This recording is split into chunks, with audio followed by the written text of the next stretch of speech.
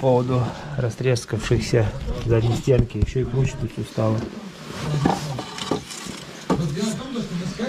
Видно, смотрите, трещина какая широкая. Тут трещина, тут не было трещины. Потому что я не видел. И тут трещина, и здесь трещина появилась. Но есть решение. Точнее, у меня был, он сразу стал это смотреть.